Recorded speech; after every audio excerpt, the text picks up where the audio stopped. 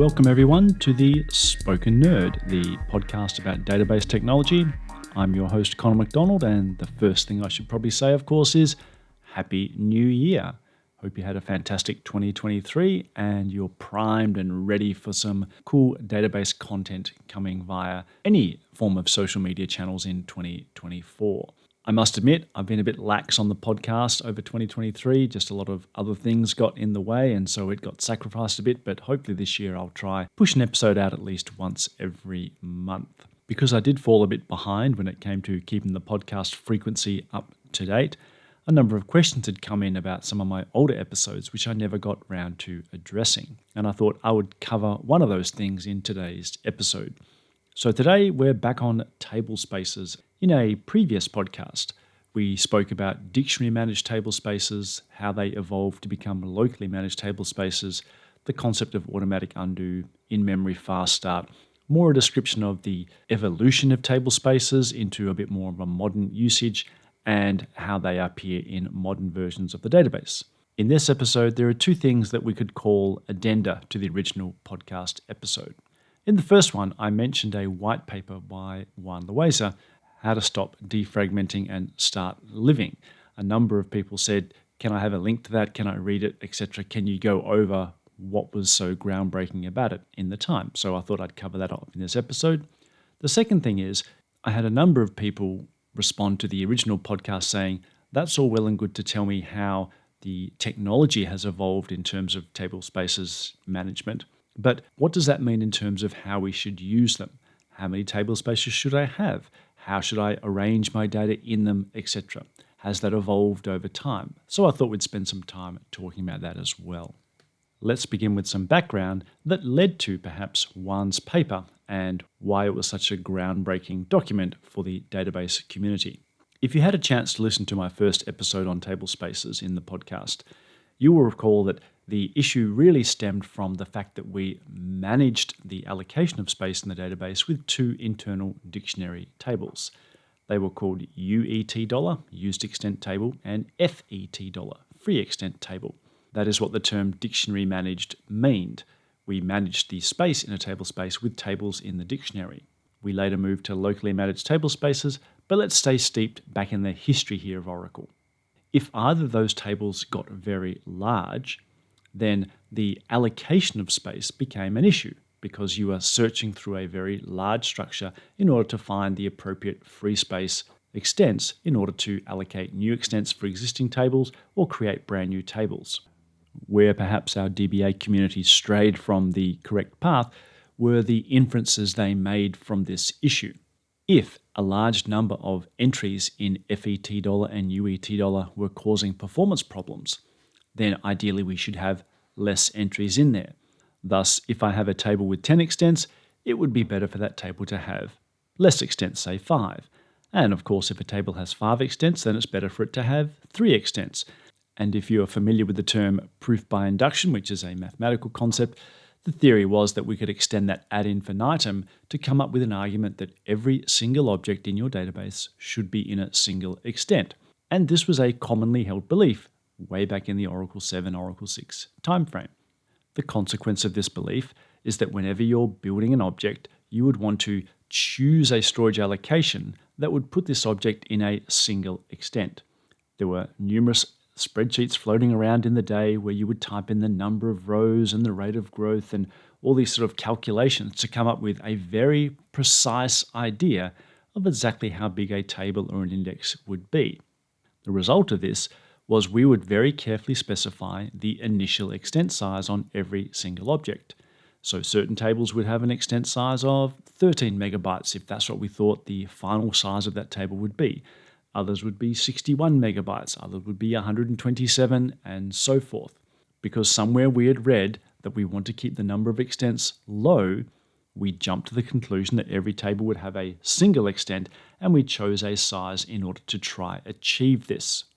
Of course, this was somewhat of a fallacy because the moment you dropped the table or truncated the table, you would free up these randomly sized pieces of free space, which would then go into your FET$, UET$ table and create more problems than they were inclined to solve.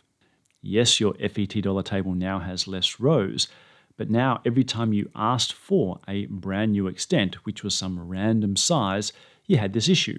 Your FED dollar table might have a 61 megabyte free space object and a 27 megabyte free space object, but you're looking for a 74 megabyte size free space object. That's a problem because I can't find that particular size. Even more frustrating might be you might have a 61 megabyte free space adjacent to a 27 megabyte free space chunk. Therefore, the sum total of that is plenty to hold your 70 megabyte extent, but you can't actually get that space.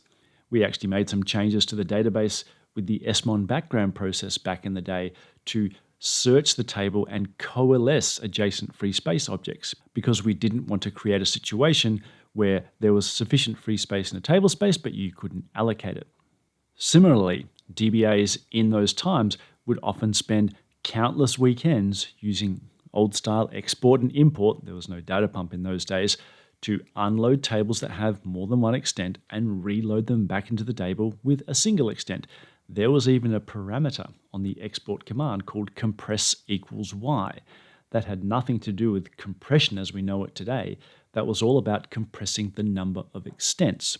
We would work out the total sum of each extent and come up with a new initial extent sizing clause to guarantee the table would be reloaded with a single extent. So hopefully that sets the scene as to why Juan Loaiza's paper was a radical departure to the thinking of the day. Juan's paper, How to Stop Defragmenting and Start Living, a reference to the fact that most DBAs had spent so many weekends doing defragmentation tasks. Anyone fairly young listening to the call today probably knows Juan Loaiza as a very high up senior executive inside Oracle Corporation, and therefore you might be thinking, oh, he's just sort of someone at the management level without much technical background. But he's a techie at heart. He's been involved in the architecture and building of the Oracle database from its inception. And so he was very familiar with the internals of the Oracle database. His document came up with this interesting acronym. He called it the SAFE acronym, the Simple Algorithm for Fragmentation Elimination.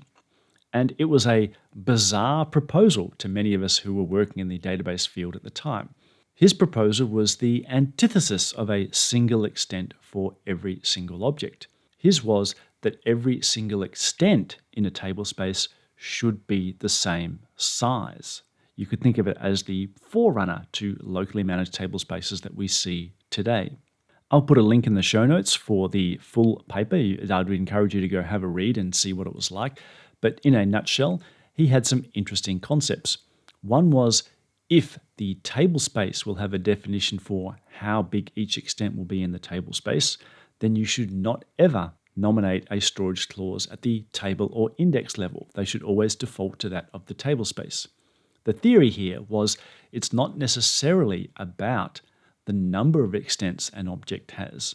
The concept here was all about that if every single object in a table space has the same extent size, then every time you drop a table, every time you truncate a table, every time you rebuild an index, the extents that will be freed up will be identical to the extents that you want to claim. Therefore, even though our FET dollar table may contain more rows than we would normally expect, the very first row you search for will always be an extent of the correct size because every extent is the same size in the table space.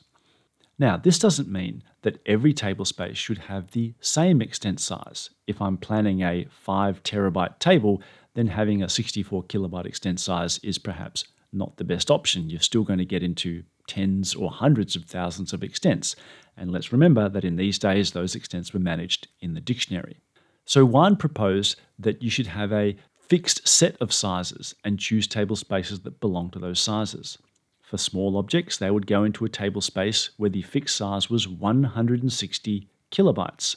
For medium-sized tables, they would go into a table space with a fixed extent size of 5,120 kilobytes. And for massive tables, they would go into a table space where the fixed extent size was 160 megabytes. For me, I find those selections quite interesting. The 160 megabytes I don't really have a problem with, in the sense that the Oracle database never reads more than a megabyte at a time given its I/O size. There's a internal constant which says every time I'm going to read data via a full scan, the most I could ever read would be a single extent or up to 1 megabyte. I don't think that has changed for many decades. What I do find more interesting is the 160K. I'm not sure why that size was chosen. It seems to me, for no real justification, that a binary value generally seems the most obvious one. Like, why not 128K? And if I needed to read 128K in multiple chunks, then eventually I would get to a megabyte. The reasoning for that is perhaps lost in time, although I'll do my best to reach out to one and see if he remembers why those sizes were chosen. Another interesting thing in that document was the fact that Juan proposed a very innovative solution to the handling of undo and temporary data. He proposed we should have a dedicated tablespace just for our undo and a dedicated tablespace just for our temporary segments. This gives you an idea of how the general thinking was at the time. In those days, you could have undo segments and temporary segments in any tablespace, and they could be intermixed with your normal real data and indexes. It was many years later that the concept of an undo tablespace and a dedicated temporary tablespace came to being. Juan's proposal was perhaps the forerunner to those decisions coming automatically in the Oracle database. That brings us on to the second thing I wanted to discuss in today's episode, namely, because of Juan's proposals in his technical paper, the choosing of how many tablespaces you would have in a database was somewhat defined by the technology as opposed to the logical use cases. If one was proposing 3 different fixed extent sizes, by definition you would have at least 3 tablespaces. One that reflected small extent sizes, the 160K, one that reflected medium sizes, and one that reflected large sizes. So at least 3 tablespaces you're going to have in your database. The second thing you would typically see is a lot of DBAs in the time would have 2 tablespaces to separate data, i.e. tables, from indexes. The justification for this was, once again, it was a very different time. Just about every single backup concept for a database of those days was onto a tape. Therefore, if you ever had to recover your database, then it would be a slow, long-winded process to go either get the tapes, typically from offsite, or even get those tapes mounted in your data center, and then they were very slow to recover information off them. In such cases, it might be more efficient to simply recover just the data and then rebuild the indexes using the server itself. That might be faster than recovering indexes off tape. So one justification for separating data in indexes was to hopefully improve recovery time.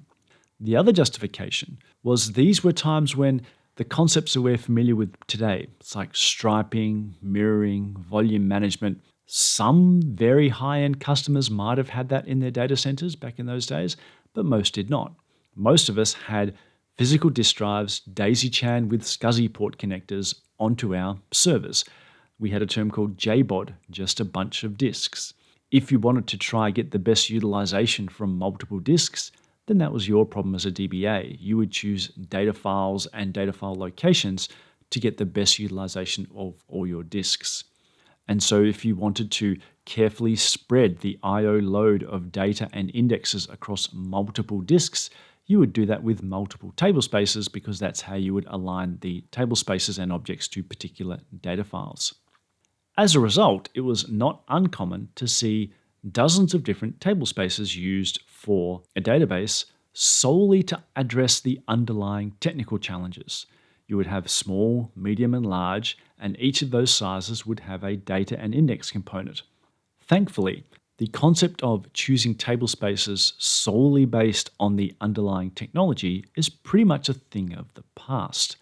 Most IT professionals that are managing a database nowadays, when their server is presented with what the server believes is a disk, in reality it's probably a multitude of disks all presented via some logical volume manager or an underlying storage array, which in itself may be masking the actual physical components underneath it. This is very cool for us as modern DBAs because that leads on to the second part of this podcast, which is if we don't need to worry about the underlying technology, what is perhaps the best usage then for tablespaces when it comes to defining how many tablespaces we're going to have and what objects we should put within them. Now, don't get me wrong, I'm not saying that no matter what your underlying technology is, you can happily just ignore it and mix and match whatever volumes you have available to your server for tablespaces. For example, I would not have a tablespace that is sitting on top of a data file which has a mix of flash and conventional spinning disk on it. Those dramatically different performance profiles would create all sorts of interesting variability in response times from I/O. However, even that you could perhaps argue is not a tablespace issue, more a volume manager issue. Anyone that's creating volumes with a mix of flash and conventional disk in a single volume, unless the actual volume management software has some smarts to know about the differences in performance profiles, it's generally not such a good idea.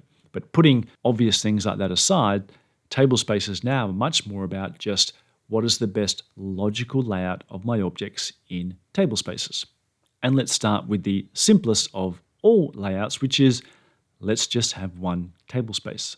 That often rings alarm bells for DBAs who have been around for as long as I have, but let's look at the best example of that, which is the autonomous offerings that we have.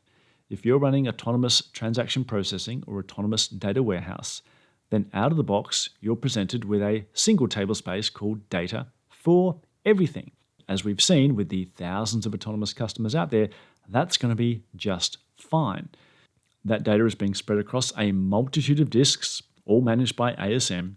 We get the best of mirroring and striping, and we simply throw all our stuff into a single tablespace called data, and until that tablespace gets too large, we don't need to create more.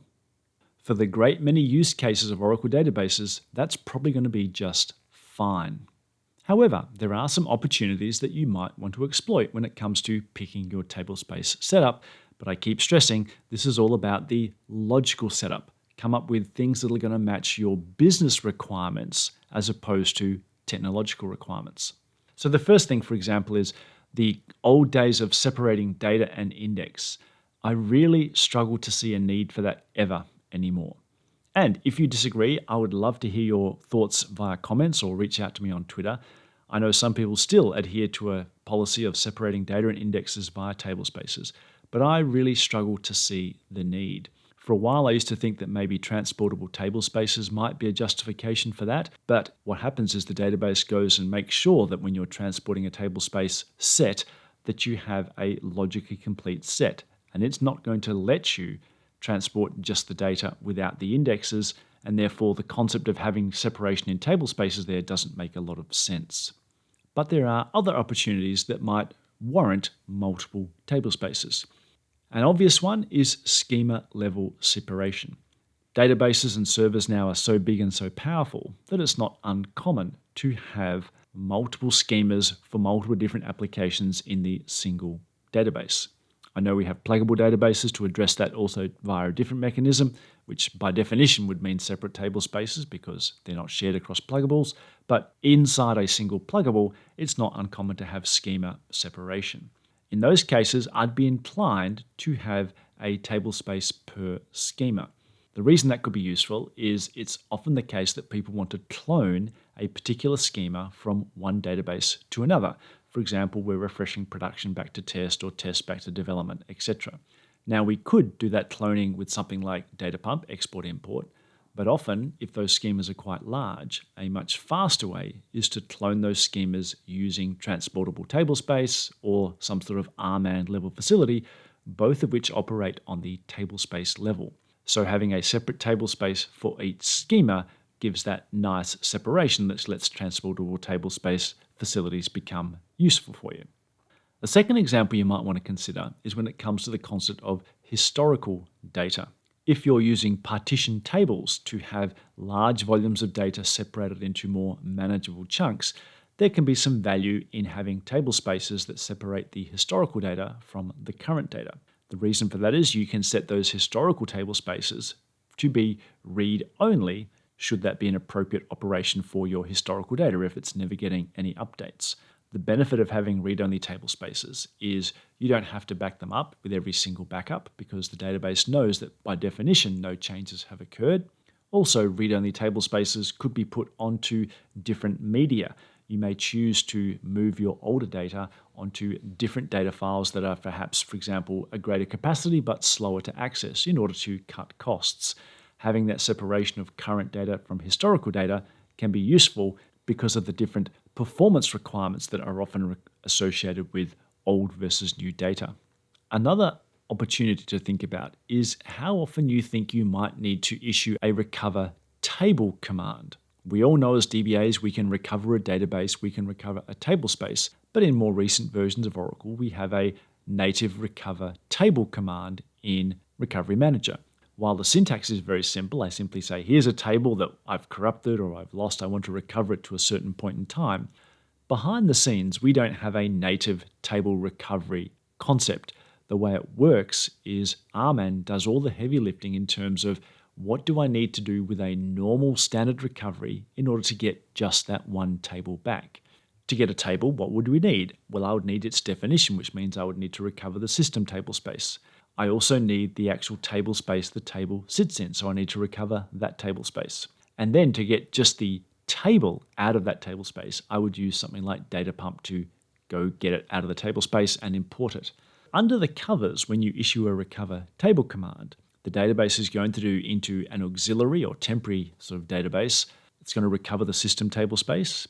It's going to recover the tablespace that that table sits in, potentially multiple tablespaces if the table is partitioned, and then data pump export import that table into your true database. If your database was massive and sat solely in one massive tablespace, then recover table is effectively the same as doing recover the entire database, because I need that single tablespace which pretty much holds everything in your database to be recovered to find that one table. If you're worried about the time that would take, then yes, you might want to consider having more than one tablespace, in fact having many tablespaces with relevant subsets of tables split across those tablespaces in order to rapidly improve the recover table logistics. I would probably want to see additional justification for that many tablespaces besides just recover table, because if you're issuing a recover table a lot of times, the question needs to be asked, what processes do you have in place that are allowing tables to get either lost or dropped or corrupted? That's probably the root cause that you need to be addressing.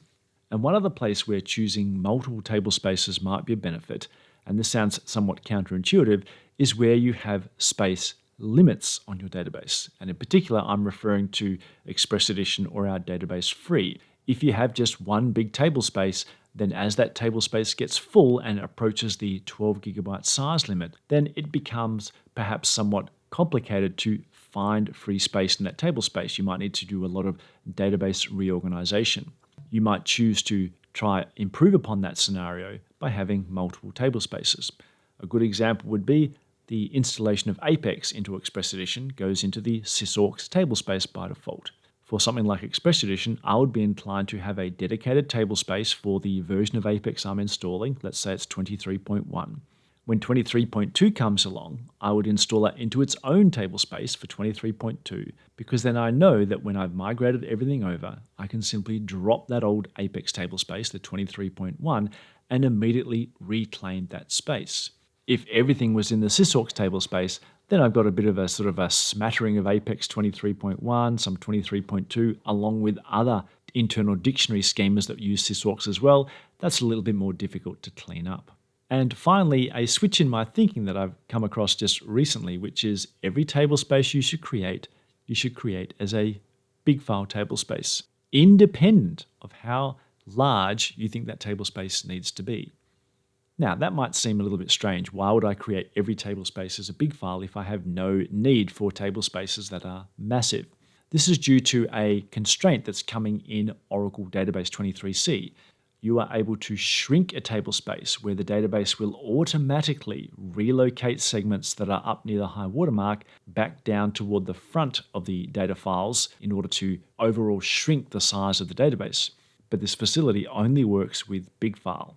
If the facility becomes extended to work with small files as well, then I would adjust my position on this. But that is a useful facility to have, especially if you're in a space-constrained environment like Express Edition. But even in a normal environment, there's nothing more frustrating than having a tablespace which is 100 gigabytes in size simply because you've got some segments floating around up near the 100 gigabyte mark in your data files, and you've got heaps of free space sitting around underneath the 100 gigabyte mark that is never going to be reused. It's a lot easier to have the database relocate those segments than you having to write your own data pump, export, import facilities and taking large outages, etc.